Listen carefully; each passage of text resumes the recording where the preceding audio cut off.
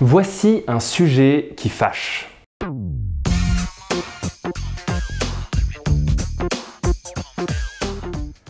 Lorsque le Concile Vatican II, dans les années 60, propose que la liturgie puisse être célébrée en langue vernaculaire, c'est-à-dire dans la langue du pays, c'est une petite révolution. Le but était que la liturgie puisse être compréhensible par tous.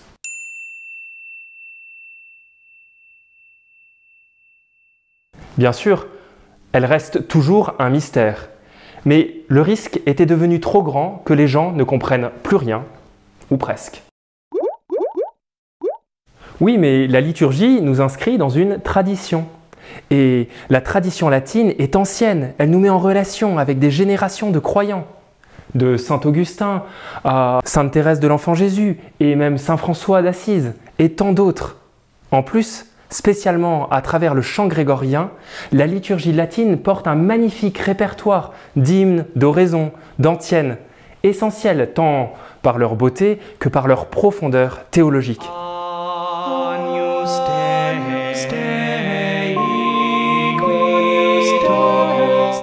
Est-ce que nous devons perdre tout cela au nom de l'idée de rendre la liturgie compréhensible?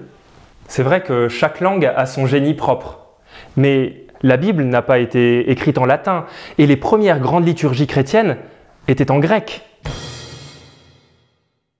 Finalement, dans le christianisme, il n'y a pas de langue sacrée. Toute langue doit être et peut être évangélisée. Oui, pas bête. Donc si on valorise le latin car il est incompréhensible et donc plus mystérieux, on se trompe car comprendre une partie du mystère nous permet de le goûter. Par contre, si on le défend parce qu'il apporte un surcroît de sens par sa beauté et le génie propre de la langue, alors pourquoi pas? La liturgie doit parler à tous. Elle ne peut ni être réservée à une élite bien formée, ni se contenter d'être sacrée par l'usage d'une langue mystérieuse.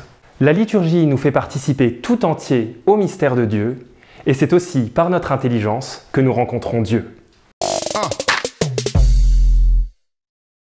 Veni Creator Spiritus.